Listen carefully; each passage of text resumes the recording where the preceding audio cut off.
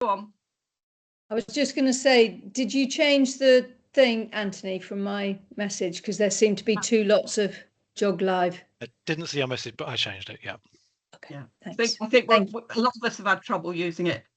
Okay, are we recording? We are. Okay.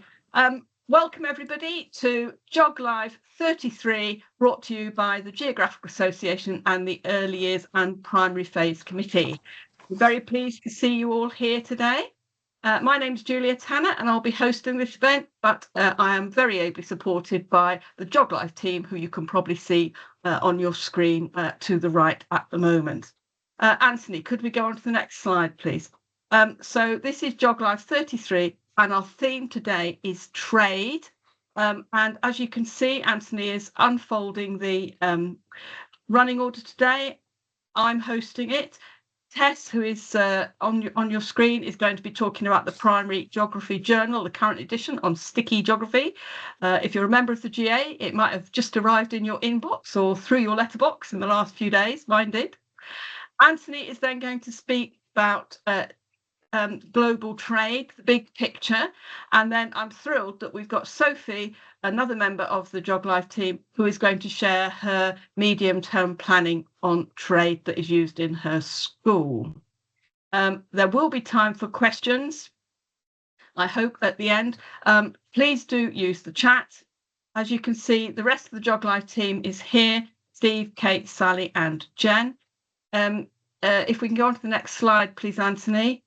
We are already recording this session, so please be aware that this is going to be recorded. So do use the chat. We'd love people to put questions in the chat or comment or recommend resources. All of those things happen at all GeogLive sessions. Please do tell us where you are, where you're joining us from. If I could ask you to keep your cameras and your microphones off until we get to the end of the session, when it will be there's time, there will be a Q&A session, but it's really helpful if you mute and keep your cameras off in the meantime. As I said, this is brought to you by the Geographical Association, particularly the Early Years and Primary Phase Committee of the Geographical Association, and you can contact us through our X account or through our Blue Sky account. There are details on the screen in front of you.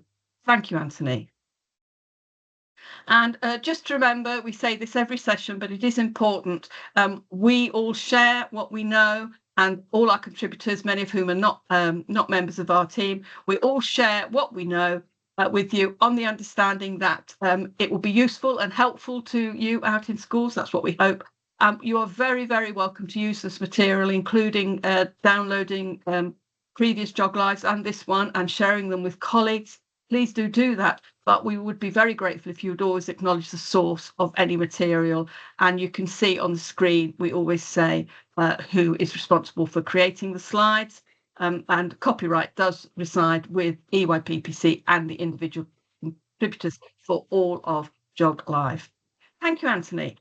So that is the plan for today. So focus on GeogLive, but before we get started on that, I'm just going to hand over to Tess, who is going to tell us about the current edition of Primary Geography. It's absolutely fantastic, and it has a theme of sticky geography. Thank you, Tess.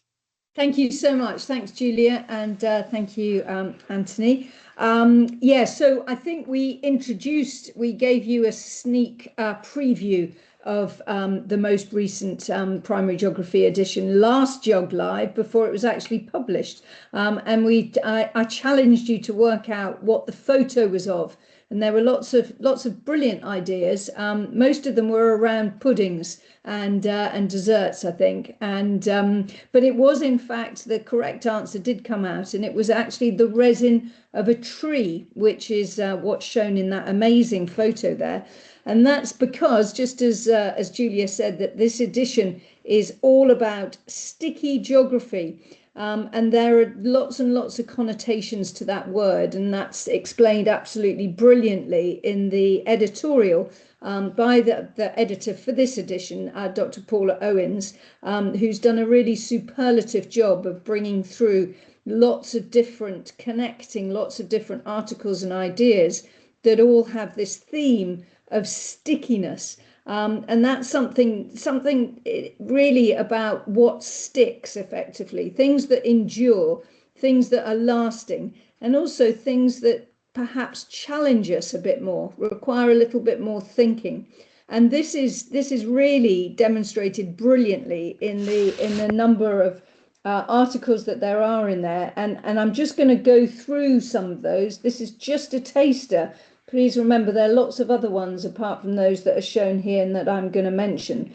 A really interesting and timely article on the representativeness of flags, and in particular the English one, which I think you'll all agree is a very topical one, and how to deal with some of those issues that come up.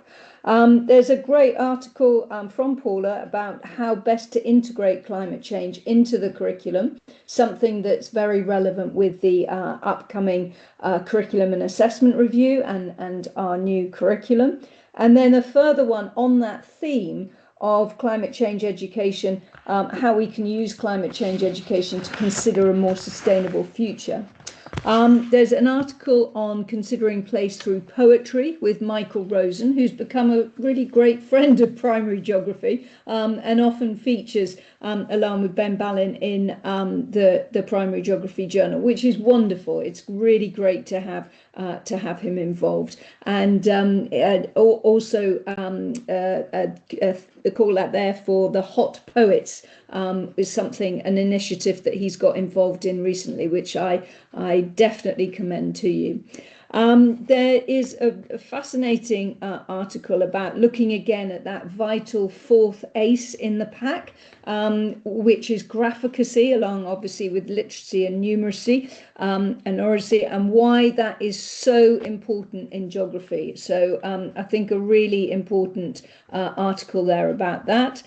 There's a really different perspective, an article with an excellent different perspective by Sharon Witt and Helen Clark around children being offered as stewards, thinking about children as stewards and considering children as placelings, which I think is a lovely concept and idea. So a fabulous article there.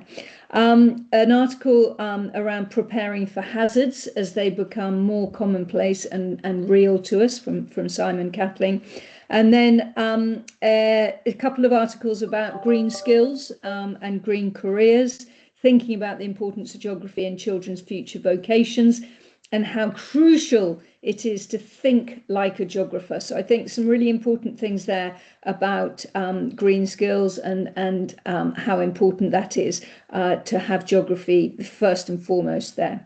There are a couple of articles on location and place, considering land utilisation surveys of Britain, and a fabulous one as well by one of the members of the EYPPC on brilliant Brazil, Joe Pillay. So that's great to have that there. And last that I'm going to mention, but certainly by no means least, we've got a stellar interview with Dr. Anjana Katwa, who is the geologist, a story maker and an author, proving to be an interview that isn't just sticky, but it really rocks as well. So there's lots of great things about rocks and association and why that is so important. So I really heartily commend the addition to you. Please do we're always keen to know your thoughts on it, any feedback, and particular things that you'd like to see in it. We'd love to hear from you.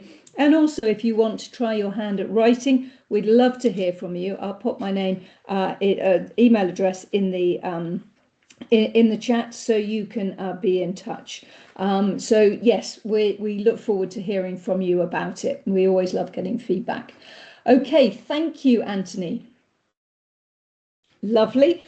So lots of resources, lots of generic resources available from the GA with trade involved. So there, lots of things there, but including some specific ones on trade, and our brilliant series In the Know. There's a fantastic one on global trade there, as well as Ben Ballin's fantastic and really inspiring resource investigating world trade. So I really commend those to you. Some really good ideas there. And then, of course, all the other resources and ideas that are related in some way to trade and all things geography. So I think that's it for me for now. Lovely. Thank you, Anthony. Yeah, thank you very much indeed, Tess. That's great. As I say, an absolutely stellar edition of primary geography this time. So just before we move into the main topic of this evening, I'd just like to remind you all that it's mid-June and we are in the middle of the National Festival of Fieldwork. This is an annual event. It takes place every year in June, although June can easily spread back into May and forward into July if that works better for you. It's an initiative that is spearheaded by the GA, the Geographical Association. And if we just go to the next slide, please, Anthony. Thank you. You can see there's a QR code there. There's also a website address. You can find lots and lots of free resources about the National Festival of Fieldwork on the GA website. And these are free to everybody. They are not only a member benefit, they are free to everybody. And we would encourage everybody everywhere to take part in fieldwork, whether it's something tiny in your school grounds or whether you're going on an exciting trip further afield. Send in some photographs, tell us what you did, and use the fantastic resources that are available, including some downloadable certificates for each individual child and for your school to show that you've taken part. Thank you, Anthony. If we could just move on. So now I'm going to hand over to Anthony, who is going to present a presentation on the big picture around global trade as it applies to thinking about teaching and learning in the primary curriculum. Thank you, Anthony. Thanks, Julia. Great to be with you today. And I'm going to be talking alongside Sophie. So my presentation is going to be in two parts. I'm going to do the topping and the tailing, and then the tasty bit in the middle is going to be Sophie, who's going to be presenting the view from the classroom. So I'm going to be giving you some case studies, some things to whet your appetite, some subject knowledge primers from my perspective, having taught this in school, but also having taught this with our university students as well who are training for QTS. So I'm going to be trying to bring these ideas, these very abstract ideas about what's happening often in different places to where we live, but they're really umbilically connected to where we live, our everyday lives.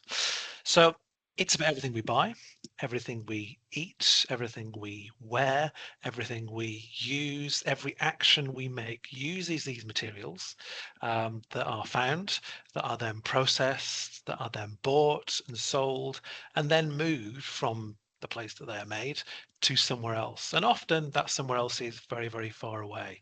So think about food, but also think about those things like tech. Have you ever thought about the factories that are actually supporting the screen on which you're viewing this today? Think about your street, think about those automotive vehicles, think about the steel and the glass and all those wires, every single part of the fabric of the worlds that we live in. That's really what we're thinking about, the trade in those goods of how we live our lives. And of course, we need to anchor this in the current 2013-14 national curriculum. And hopefully you'll gain from both what I and Sophie say some ideas about how you can fascinate children and give them that curiosity about everyday items, but also some everyday items that you've maybe never even thought about how they came to be. So it's about places, it's about people and resources, and it's about that intersection between natural and human as well. It's about the processes. Trade is very much a process of something starting somewhere and ending up somewhere else, and then ending its life somewhere as well. I'm going to really focus on that in particular. So it's about scale, it's about interconnection, it's about links, it's about distribution of natural resources and that economic activity that goes alongside trade. So it's often something that sits at the top of Key Stage 2, but a lot of the groundwork will have been done in the early years in Key Stage 1 as well. So lots of big words here. Sophie's going to repeat some of these big words as well and put it into some context about her particular unit of learning. But it's about importing, exporting. It's about raw materials and manufacture and goods and supply and demand and buying and selling and cargo and profit and all these big words here. So there's a lot in what I'm saying, even as I'm saying them out loud to myself, that is about who's in control, who's got the power of the buying and the selling and the food chain and the chain of goods. So it's about those relationships that we have with the environment and with other people in the world.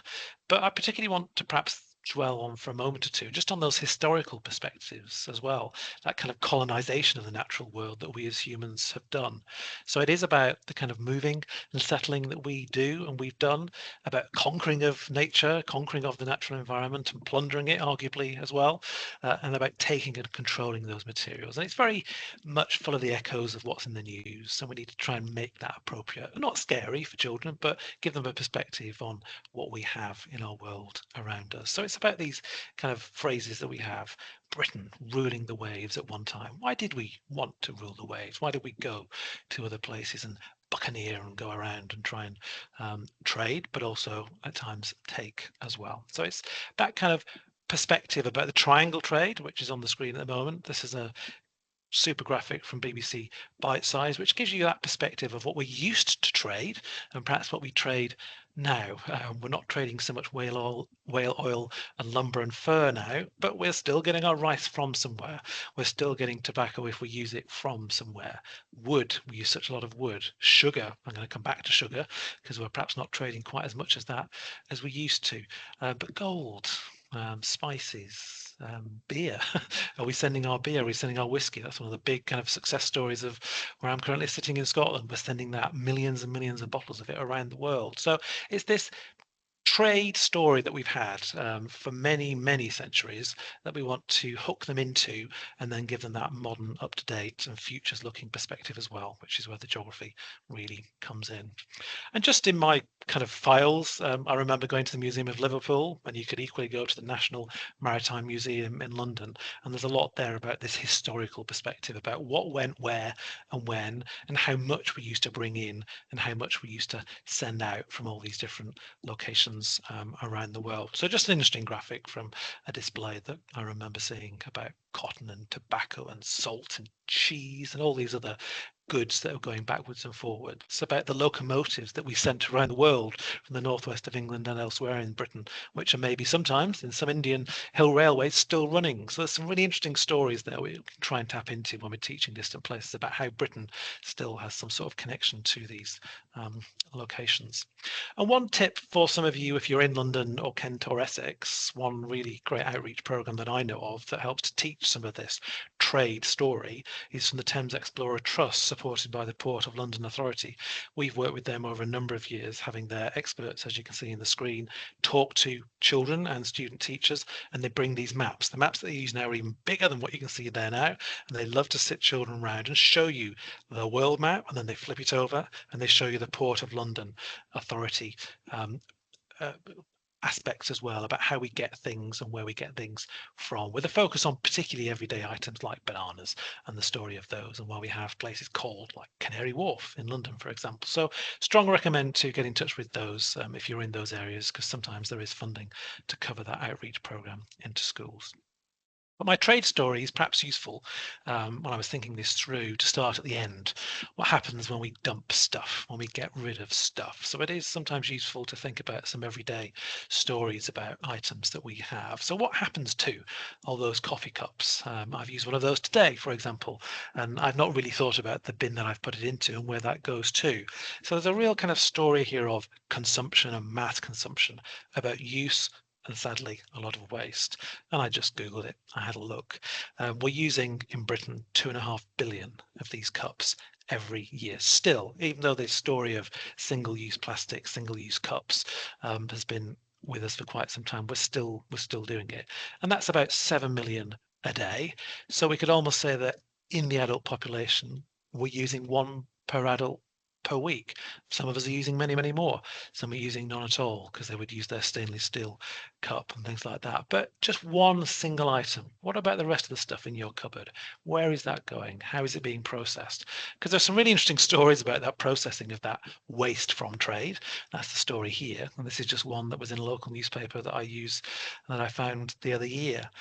This is where from one particular location, different types of recycling was going in Britain, but also, as it says in the title, some of the cardboard goes from Norfolk to Thailand for recycling. What a story of the reverse of trade. Using it and then sending it back somewhere else, and then maybe we get it back again in another recycled form. So some really quite interesting world stories of trade, some perspectives there. And of course, there's some details here we need to think of. Recycling capacity changes over time, the costs vary, but often these ships that we're sending these goods in are empty. They bring us the stuff from the Far East, but then we haven't got stuff to pack in to send back. So actually, that's why it makes sense sometimes to put that waste back in those and then send it back to other places to use, to recycle, to repurpose. So quite an interesting perspective of the backwards and forwards. It's not quite a triangle trade now, it's a kind of mixed ball of wool trade all across the world, really. So there are positives here as well as negatives, trying to constantly think about that story of how we actually don't just dump stuff in the ground like we might have done in the past. And one other story that I found, which I quite like the idea of as well, the fact that we're all using tyres. Many of us will have been on a vehicle today which has had tyres replaced. But what happens to those? Can we recycle that vulcanized rubber? What actually happens to it? And these are just some really interesting images from Nigeria which were featured in The Guardian. And this is what they're using them for once we've got no use for them anymore, if we can't recycle them. I don't know a lot about the story of tyres. I'm sure there's a whole story here that we could uncover, but the article gives you a bit more of a perspective on that there that you can see. So there's something here about scale and perspective and mass consumption. And I sometimes like to tap into what artists sometimes see that we maybe don't see in our everyday worlds. Great artist that's featured in the Tate Gallery called Andreas Gursky, and he's often got pictures of scale and giving us that perspective of little humans in these vast warehouses of plastic wrapped goods.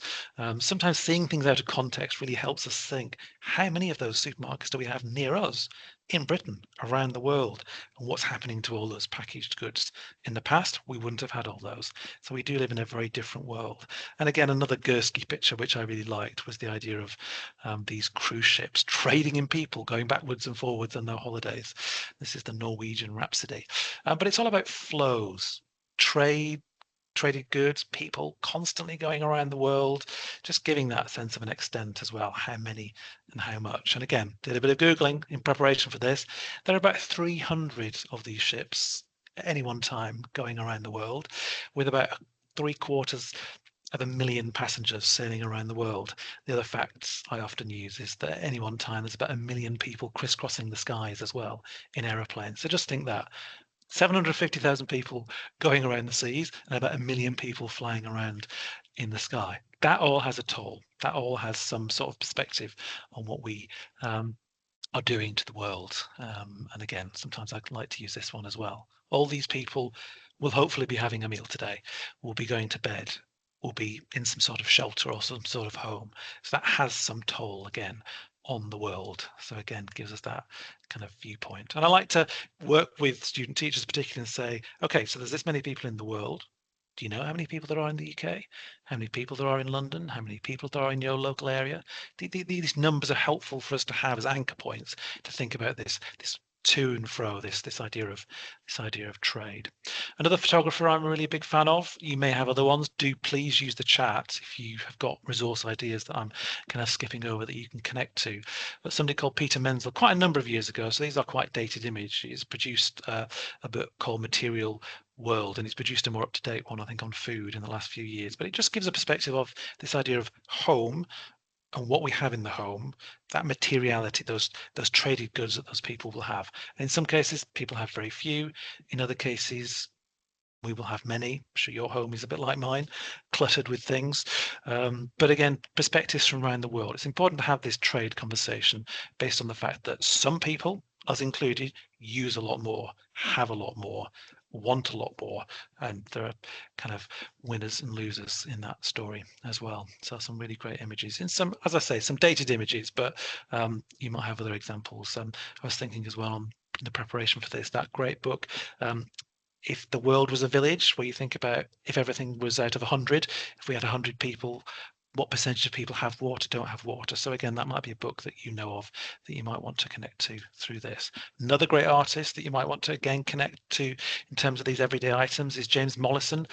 He's an artist who goes around taking photographs of homes, but it's particularly the home and the place where the children sleep, and what they have around them. So a great book to connect to and a great artist as well.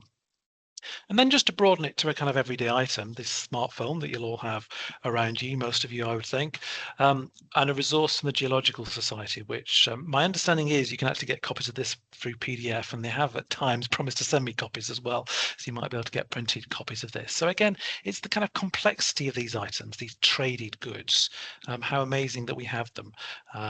But also their impact on all these different locations around the world. The Natural History Museum also taps into this, giving you more perspective on some of these very hidden things. How much do you really know about tellurium? I can't say that I know a great deal, but the Natural History Museum will give you a sense of these vital traded goods for our world today. And then one of my favorite things to do is to sometimes then link this to some real places in the world. This is the biggest mine in the world, the largest open pit mine in the world. So again, it's this idea of scale, of traded items and the raw materials of our everyday world. That mountain has largely gone, and there'll be other ones maybe you can think of yourself. There's some in Derbyshire, there's some in this country, where the extent of what we've done because of what we need and what we want is really quite awesome. And through clips like this, you really do sometimes start to see the size of this, because you don't always quite get it, but you need to see the giant nature of some of these huge trucks. I mean, it's like something that you would dream of using as a child to play with, but it's just so big. So again, scale and extent, as I say. Scott's Development Education Organisation have produced some good mobile phone traded goods resources as well. Again, focusing on who's actually doing the digging. It's not only such big diggers sometimes doing the kind of thing in hard hats and high-vis jackets and protected glasses.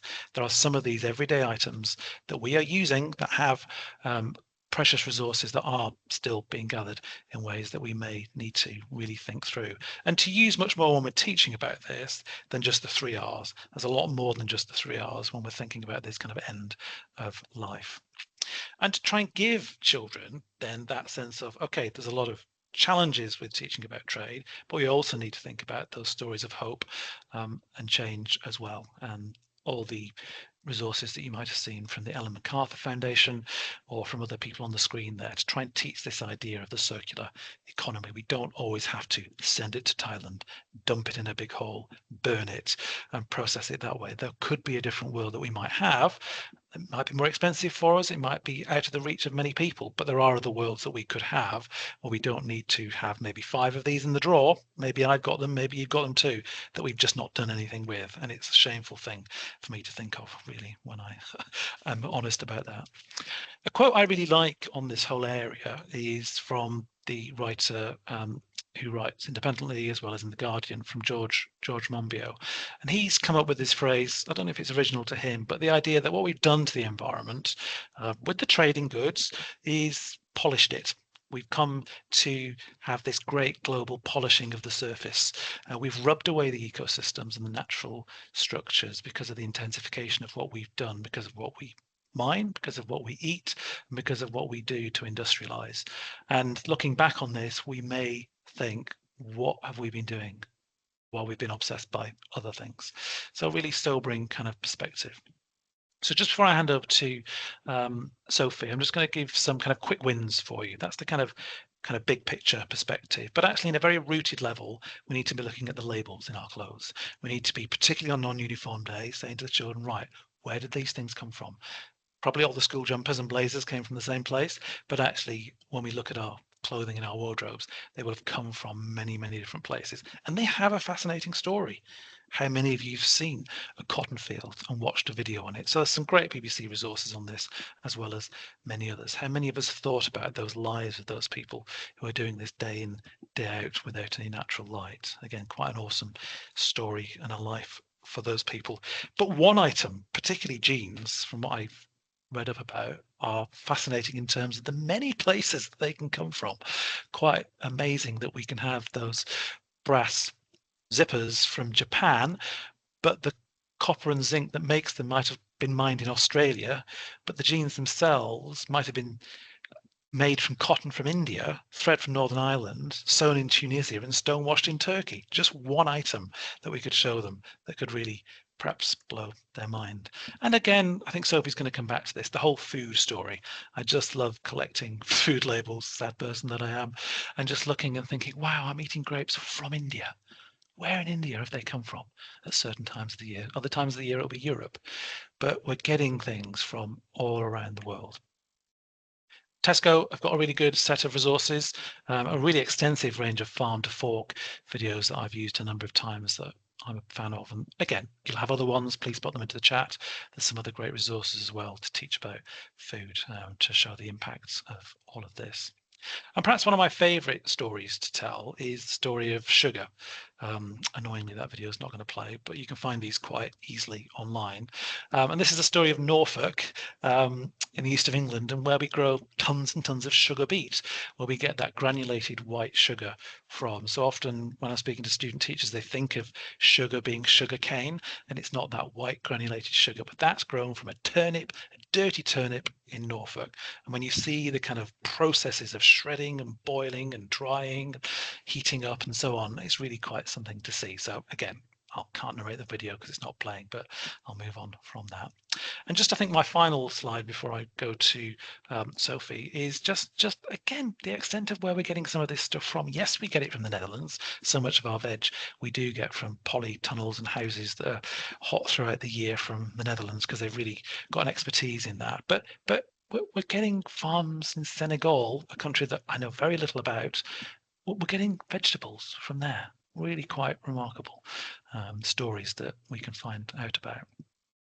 So yeah, maybe I've got one or two more slides and then it's Sophie. One of my other favorite clips is from the BBC, which is from an amazing video from Ed Balls. And he obviously is a personality that will be known to you for various reasons, but he takes us on a journey of what actually happens on these transatlantic flights. And he says that from a Heathrow 737 flight, we often fill the bottom of it with amazing salmon, Scottish salmon that we are perhaps not buying, and people in California will pay a lot more for. So he just tells a very short clip story about what happens on an everyday flight going transatlantic and filling that hold, that cargo hold, with chilled, expensive Scottish salmon. We're buying salmon, but we're often buying it farmed from Norway. So again, there's lots of stories within that, but just this one clip can stimulate this what and why and how and if and should conversation there. Okay, so two more slides, I think, then I'm over to Sophie. So key ideas here in my first short section. We're an island nation, so we do need to get things from different places, but 95% of those goods travel on cargo ships, and it's big ports, not ports like this one in the image here. It's big seaports like Felixstowe.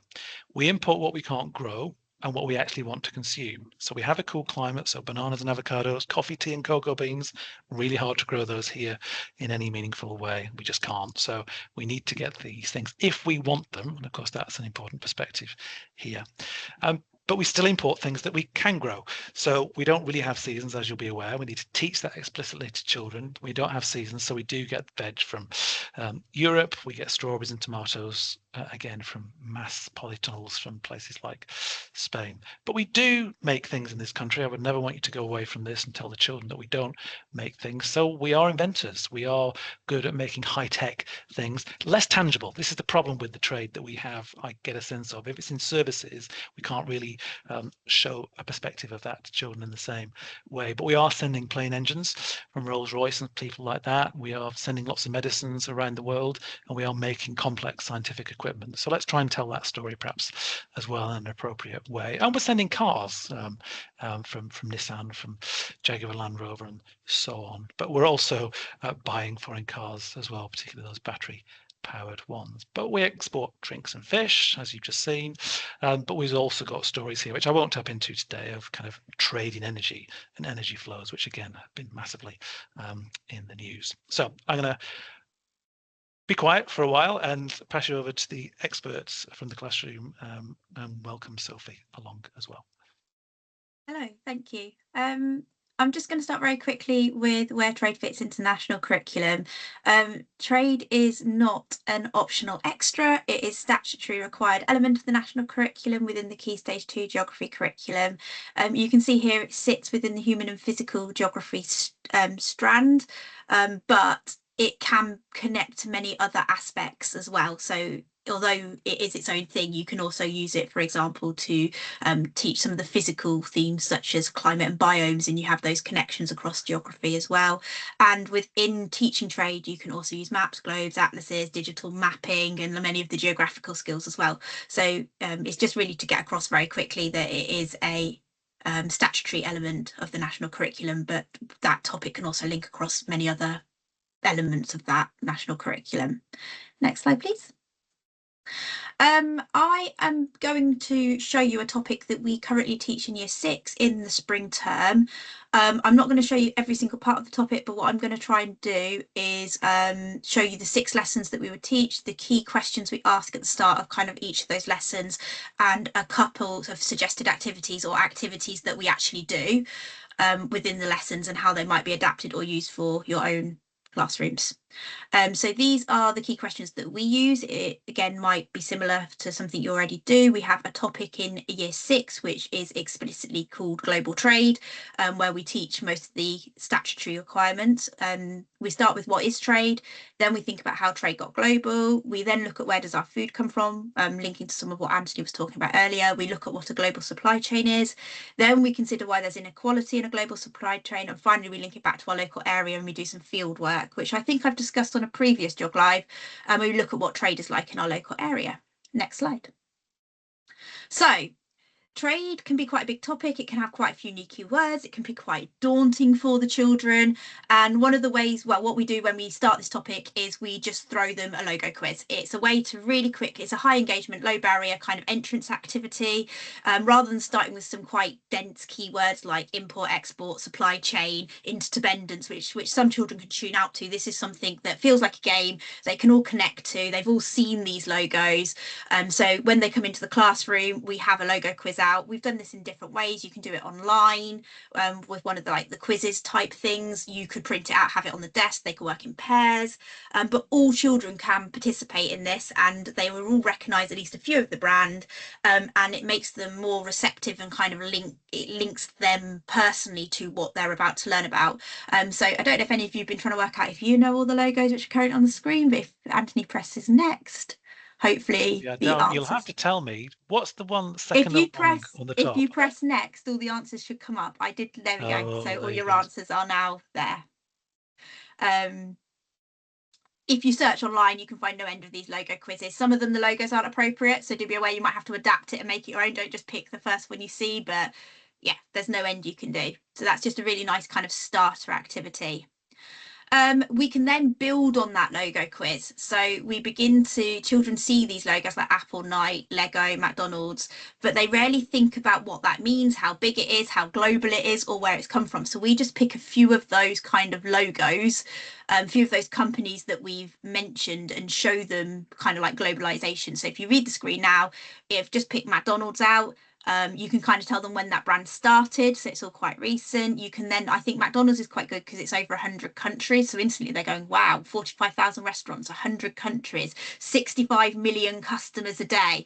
That's like feeding every single person in the UK every single day, and then making people spend 139 billion at McDonald's every year. So it's just kind of, as Anthony said, getting that scale then of that's the logo, that's what you see, that's what you consume, but actually how big are some of these companies, and that gets them all talking. It gets that kind of sense of scale building in about the trade.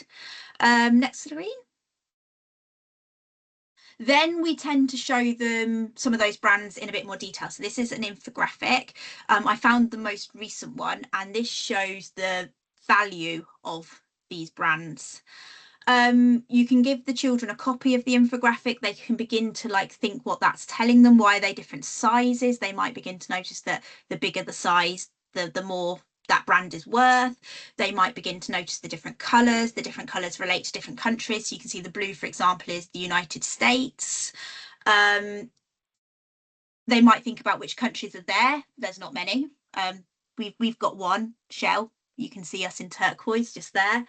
And it begins to get them to think about the size of that. So then they might think, can they identify the largest bubbles? You've got Google, Apple, Amazon, Microsoft, for example. They should be familiar with those. What do they actually sell? Well, they're digital brands. They're not selling an actual thing. So that can be quite an interesting point for them to think about. Apple is American. You could begin to think about where it's actually built. It's an American company, but does that mean that your Apple iPhone that you're holding is built in America? So you could begin to unpick that a bit with them. Next screen, I've got another question, which I've forgotten what it is. And then I think this is one of the things that really does blow children's mind. The brand value of Apple alone is 608 billion. It is greater than the GDP of all but 27 of the world's countries based on 2025 GDP. So then you can begin to think, is it strange that a single company can be wealthier than a whole country? And children, you can begin to kind of consider the power with that, like who has more power over global trade, governments or the brands, and just begin to pose some of those really complex questions to the children. And yeah, as Jen said, this is all blow mind. It blows the children's minds as well, and it really gets them to think of that scale. But every time I look at that 608 billion pounds and think only 27 out of over, like there's over 200 countries in the world, only 27 countries, the whole GDP is greater than that one country. I think that is fascinating. Look at that. On the next slide, please. From that, they're all then very engaged, very chatty. They're talking about it. Obviously, you don't do all of those things, but it gives them that talking point. We then begin to look at trade. So trade is simply the buying and selling of the things we want and need. You can trade goods, the stuff you can touch, and services, the tasks that people can do from you. It's an exchange. You give someone something they want, they give you something you want. You can be trading a video game for a skateboard. You could be shopping a shopkeeper money for a bag of apples. And every person kind of lives by that exchanging. Next slide. Then we go into the scale of trade. So they begin to think about how trade can happen at different scales. So we look at local trade, which could be buying and selling within your immediate town, village or community. National trade that happens between different towns, cities or regions within the same country. And global trade, which would then begin to bring in some of the import and export vocabulary and thinking about countries trading between countries. We give them some examples of that and we talk through those examples, and then we have a little activity. I think I put this on the next screen. No, I did not. But we have a little activity where they have some different examples of trade and they try and like sort them into whether they're local, national or global. Just very quick activity. Next screen. After we have done that, we just begin to get them to, or an optional activity is begin to get them to think about like where the items they have every day has come from. So this is just a quick tough tray I set up in my garden. I grabbed a couple of items from around my house. And they begin to think of these items. Do we think this is something that's come locally? If it's something that's come nationally or something that's come globally, they have to look at the items. You wouldn't have to use items. You could use like cards if you didn't want to get items, but they can just begin to look at some things and think, where has this come from? Is it a local trade? Is it a national trade? Or is it a global trade? And it just begins to give them that idea that actually quite a lot of what we consume doesn't necessarily originate from where we live, and begin to get them to think about what would happen to our shops if global trade completely stopped. Just a question to pose at this point. Next slide. New lesson, how did trade get global? Again, I've seen this done in different ways. I've just put, so sometimes in our, we started in our school by looking at it in 3 sections. So we did Stone Age, Industrial Revolution, kind of like modern era. More recently, we've changed it to 4. You can kind of do it in either way. I've got the 4 on here. So we kind of say like there's the linking it to history. you've got like the ancient part of the trade, where thousands of years ago people could only trade as far as they could walk or ride an animal. Because travel was so dangerous and slow, people only traded things that were incredibly rare or valuable, like silk, spices and gold in long distances. And the Silk Road might link into this if you do this somewhere in your curriculum. Then from there, you then move on to the fact that more people began to travel by boat. I mean, boat trade was happening, it just wasn't as common. But then you get like the idea of the Industrial Revolution, and you've got the transatlantic trade happening in the next thing, and a lot more is being traded. So ships began to cross the Atlantic oceans, and you've got the transatlantic trade going on there. I mean, it begins to get them thinking about the fact that that trade is happening more consistently in a different way. Next screen. Then you've got the Industrial Revolution. So rather than you've got wind power ships or horses, you've got the steam engine coming on, you've got trains coming in. So now things are traveling more quickly, more frequently. And then finally, modern day, you've kind of got like the new two big inventions. You've got the metal shipping container ships, which are now massive, and trying to give the sense of scale of one of those ships is quite mind-blowing to most people. And also you've got the internet trade. So like rather than sending a letter across the ocean, you can now send an email, and things can be tracked a lot. I mean, shipments can be tracked and things like that. So kind of give them that idea of technological advances across the ages. Next slide. Oh, if I just go back with this, I haven't put a screen in for this, but we do have like information sheets, and they create their own timeline and put examples in and stuff. So we kind of just did like a quick timeline activity for that. Next screen. Then we begin to think about where our food comes from. I know many schools do this in lower key stage 2, but we do look at it in year 6. We start with this quote from Martin Luther King, which, although he's famous for fighting fairness and civil rights, he also kind of had this idea that all humans on earth was connected. And this kind of famous quote, he said, "Before you finish eating breakfast this morning, you have depended on more than half the world." And just beginning to get the children to think what he might mean by that. After that, I think it's on the next slide, but I don't know if I put it in. I don't think I put this directly in, but we begin to think about that countries can't produce and source everything. I know Anthony's already mentioned this, but countries can't produce and source everything they want and need within their borders. The UK cannot source everything it wants and needs from within its own borders, and therefore we import products such as food, and really saying what an import is or what an export is. We have a screen here where we try and get the children to come up with why we might not be able to source everything we want to need from in our own borders. So again, Anthony referenced this earlier, but thinking about seasonality, thinking about climate, things like that at this point. Next screen. This is just another bit of, if you keep clicking, what percentage of these types of food do you think the UK imports? It's good to get the children to think about that, and then we can reveal. So fresh fruit, we import 83 to 84% of it. Fresh vegetables, 45 to 47%. Potatoes is much lower at 37% because that's one of our kind of vegetables that is obviously local to grow. But it gets the children thinking. Next screen. This graph I'll just show you very quickly, but it shows where I can't remember what it was. I haven't put the title of the graph on. I've cut it off. I think it's where we export. I can't remember if it's where we export food to. I think it is, but also, so most of the food I'm not going to talk about this one because I've actually forgotten what it is. I've managed to cut the top of it off, and I have completely forgotten, and I don't want to tell everyone wrong.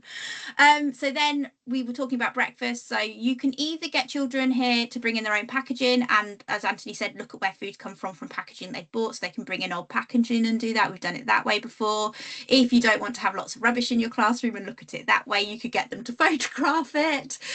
You could get them to like write it down on a bit of paper, or you could show them a breakfast spread and kind of get them to, you could give them that information, so you could say where it came from. It kind of whatever works for you in your classroom. But this one we have taken explicit breakfast foods, and then on the next screen I've just got a table here where it could have come from.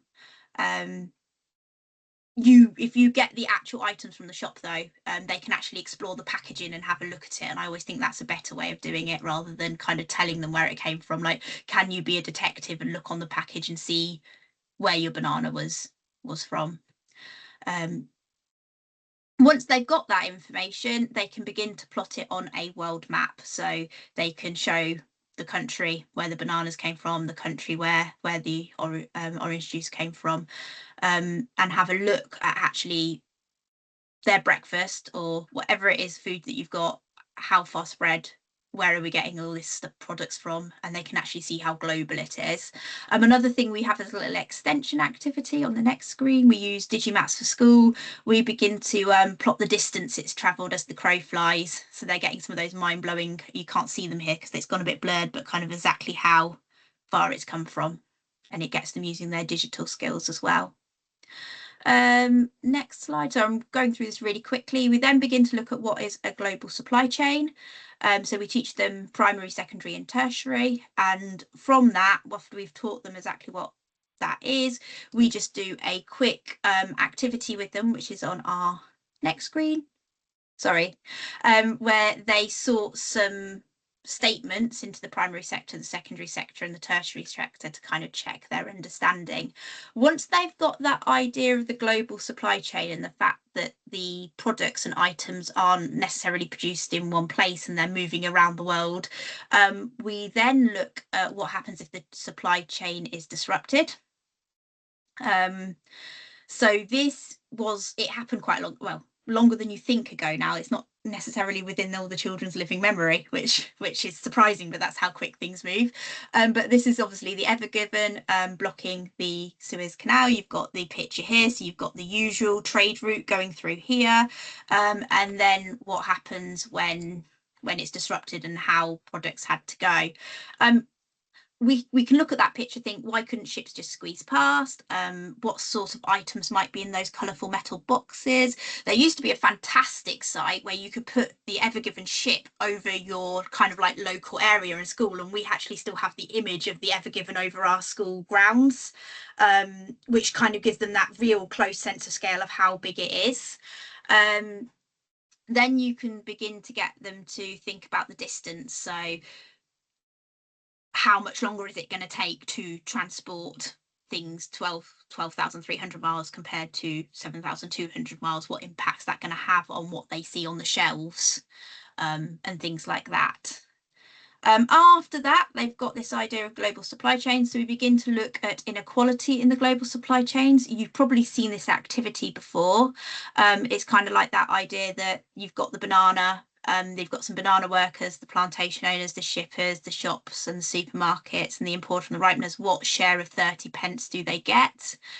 So you can do it with the banana. I've also shown another way of doing this on the next screen, where so with the banana one, the way we've done it before is that you kind of bring each set of people up and you give them their share of the money, and then you finish with the people who get the 1 pence.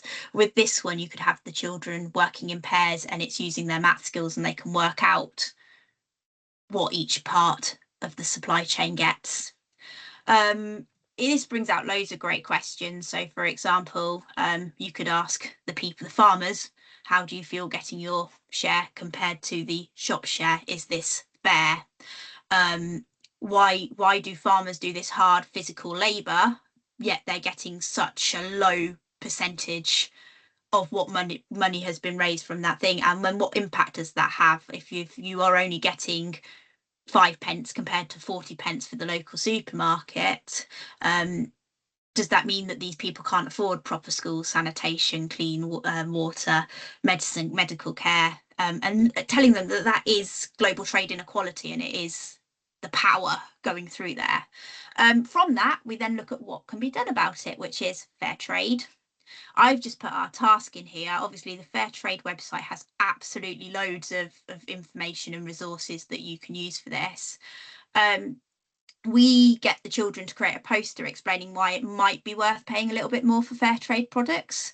They have to think about the benefits of buying fair trade. We have shown them some of that, looking at some of the some of the resources on the Fair Trade website, you've got actual producers talking about what fair trade means to them, what they've done with that money, how they've improved their local communities with the money from fair trade. We say that their poster must include the explanation of the benefits of buying fair trade, example of some fair trade products. We put a map on it, and they have to show the sources of some of the products with fair trade. And there is a whole part of the Fair Trade website which can give you some of that information and share some information on some of the fair trade products. And ultimately from that, they think, why is it worth paying more? Because you as a consumer in the UK would pay more for those products. So what impact does that have? And then our final lesson is, what is trade like in our local area? I'm going to very briefly talk about this because if you are interested, I have spoken about this in a previous GeogLive on one of the fieldwork ones. We basically go to the local commercial area where we then look at the commercial property that we see, and we use this outline map, which we print from Digimaps, and the children then classify and sort the shops that they see into, for example, newsagents, beauty, household goods, money, services, food, drinks and meals, clothes, and empty. And then they think about, why is there vacant shops, or what impact does this have, or what would they like to change about the commercial that we have. We've now been doing this for quite a few years, and it's actually interesting to see how it's also changed so quickly in about 5 or 6 years. There was one point shortly after COVID where we had a lot more vacant shops than we do now, for example, and the conversations around what we produce have changed as well. And that is everything. I've spoken very quickly, but if anyone has any questions, please do type them in the chat. Amazing, Sophie, thank you. So just to kind of tail from what Sophie was saying there, just to finish off in the last couple of minutes, just some other links that are particularly at the start, just local links that you might make, and a really interesting perspective from the Canal and River Trust here, the fact that we have things growing in our local ecosystems which have stowed away, a bit like those goods not on the ship but on the side of the ship. And these zebra mussels, as an example, are stowaways that are now infesting, you might argue, our waterways, and they've come from far, far away. So again, it's this idea that George Monbiot was talking about earlier on, about the fact that because we are moving so much and so often around the world, there is a homogenization of Earth's biology that comes from this. So it's this kind of negative side again that this kind of gives a perspective on. And of course, the whole idea of a canal, you need to teach them about that, the fact that we have them because they are about trade. They're now much more about leisure, of course, aren't they? And pleasure and nice places to walk. But actually, they were a cheap and reliable way for us to transport mass goods around our country and around the world. And it might have been coal and cotton and pottery. So there's that feeling in the Industrial Revolution that in some parts of the country will be still very visible because you have the remnants of that, but in other parts will be completely invisible or will have gone. And to kind of bring it back to the idea of we're an island nation, just think about where your nearest port is. Wherever you're teaching, there's always somewhere that will have had some sort of trade in the past. So maybe look at some of these maps that you can find quite easily online from ukports.org. These ports are often still there. There's often not a lot going on in some of the smaller ones, but some of the big ones I mentioned earlier on, Felixstowe, and you'll know of other ones across the country, have really got a big story to tell about the containerization, which is what Sophie again was mentioning. So wherever you are, there's a lot of geography here to really think about and mull over in your different planning and your lessons. So, I mean, you need to show them. Certainly, as Sophie's mentioned, the idea of containerization and Felixstowe, and just show them what these places are like from the air. There's a certain level of awe and wonder that I certainly get from these YouTube clips that you can find very easily online. And as you can see in the way that I'm showing with you now, it's often good to turn off the commentary and just show them and just get thinking about what the different jobs are there, because sometimes geography needs to be about what the possibilities might be. You'll have seen perhaps before the amazing aerial maps that you can find about all the planes in the sky at any one time. This is the marine traffic that's buzzing around the UK and Northern Europe at any one time. And the great thing about these websites is that you can tap onto them and you can see the sort of ship they are and the sort of thing that they are transporting backwards and forwards.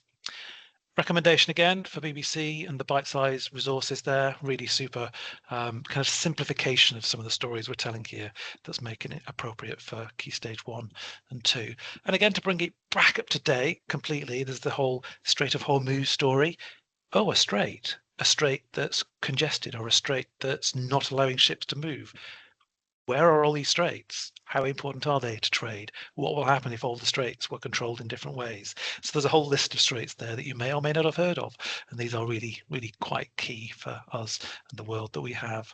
And one that I saw just today going over the Manchester Ship Canal, it's really quite amazing to see the historic nature of some of these arteries that are cut through from the sea to inland, and what we might still transport up and down these. The story I like to tell, we shouldn't talk about alcohol too much to children, but if you think about all those bottles of New World wine that you may have on your shelves, they're not coming in often, in fact rarely, by bottle. They're coming in on a big wine ship, and they're being decanted on the banks of the Manchester Ship Canal into bottles in the UK. So grown halfway around the world, but decanted into bottles in Manchester or Trafford. So yeah, just a couple of other examples that in thinking of this I found out about. I mean, I hadn't heard previously about this historic canal, the Corinth Canal in Greece, and just to see the negotiation of this pleasure cruiser through this small chokehold of land. A great series if you've never seen it on National Geographic or Disney Plus, Europe from Above. Lots of the kind of trade conversations about the Netherlands and other sorts of conversations that we've had today could be found on that particular set of documentaries that you could have a look at. And Al Jazeera have got a good website as well on the canals. And just to reinforce what Sophie said about the Ever Given, great BBC documentary, other documentaries you can find about these ships going backwards and forwards across the world, and how we've carved these canals out, whether it's the Suez Canal or the Panama Canal, to really open up trade. And just finally, again, recommendation of the sorts of things that you can find on YouTube to get over the kind of human scale perspective of these vast ships. You can watch these short self-shot documentaries on what it's like living on these amazing ships, and some views that you wouldn't get anywhere else. So if you're trying to get children to write a story or to think from a personal perspective of these different locations, it's really quite useful to bring up these clips and again try and link to the specific locations on a map. As Sophie said, the use of the map is really quite useful. So you can find these so easily online. We're really blessed with the sorts of things that inside the ship, snowfall in the ocean, who's ever thought about that, and so on. So use those broadly. So final slide, I think it's really the opportunity to tap into the geographical imaginations of the children. Maybe you do this orally, maybe you do it through writing, but imagine you were one of these people making. Imagine you were one of these people doing the driving the ship, or so on. Imagine maybe you're that piece of rubbish traveling through the various countries. You're going from Norfolk to Thailand. As Sophie said, food miles so important. The many hands that these items, these everyday items, are passing through the processing of those. And again, just finally, really, it's that historic perspective as well of 17th century Britain. We have cottonopolis, we have a jewellery court, we have Sheffield steel, we have upland areas that used to rear sheep or cattle, and we have lowland areas that grow things. But really, we've outgrown this island if we want to live the sort of life that we are choosing to live increasingly today. So that's all from me and Sophie. Hopefully that was useful, but do use the chat if you've got any critical perspectives on that, because I'm aware that some of this is quite contentious. There is a glorification of that I'm aware of even when I'm talking that could come across, and I want to be quite careful with that with children. But yeah, views and thoughts really greatly appreciated. Thank you, Anthony. Thank you, Sophie. That's two fantastic presentations today, really emphasising the complexity and scale of global trade, but also offering us lots and lots of ideas of how we can make this real and relevant for children in our classrooms. So thank you both so much for all the work that you've done on that. I am conscious we're slightly over time, so I'm just going to skip through the next few slides, which are about some resources you might find useful. So we've already mentioned the National Festival of Fieldwork. We do have lots and lots of resources to support fieldwork, which you can find in the GA shop. There's some of them on the screen there. Next one, please, Anthony. We had a fabulous conference in Sheffield this year, the 8th to the 10th of April. There are many conference materials now freely available. You can see the QR codes on the screen. Also, I would recommend the 4 keynote lectures that were presented during the conference, including especially the one from Helen Martin, chair of the Early Years and Primary Phase Committee of the Geographical Association, who made an absolutely fantastic conference speech on why loving the world makes all the difference for primary. Thank you, Anthony. And we do, of course, have lots and lots of other resources produced by the Early Years and Primary Geography Phase Committee. This is our set of slides on teaching place, and we have some more in production. Thank you, Anthony. You can see there are lots of different ones. There's also the Geog pod, and there are some primary focused Geog pods. Again, you can subscribe. The QR codes are on the screen, and there is also a website there. And we have lots and lots of previous GeogLive sessions, all of them available to you to go to. So if you can just scroll through those quickly, Anthony, thank you. And then finally, our next GeogLive is going to be about the new curriculum.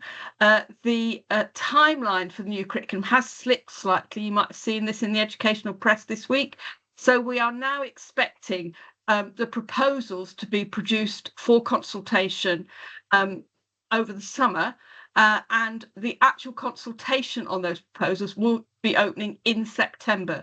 So the GeogLive team had a bit of a think about this, and we've decided to present a GeogLive in September, which will be about the consultation on the proposals. So we're hoping to have some sort of panel discussion with lots of different people presenting their views. And I'm very much hoping we'll get Steve Grace, who is the CEO of the Geographical Association, to attend that and to give us his perspective, as he has been involved in some of the drafting of the materials. So that will be a week later than usual, just in case the time frame slips again. So we're planning to do the next GeogLive 34 on the consultation on the new curriculum, and that will be on September 16th at the time of 5 to 6 p.m. So although it's a wee bit early, I wish you all a great summer break. Those of you who are watching this later in the term, maybe it's a bit closer for you than it is now on the 10th of June. So we wish you all a great break, and GeogLive will be back next term. Thank you all very much for coming. Thank you, Anthony. Thank you, the rest of the GeogLive team, for all your work today. Really appreciate it. And I would quite like to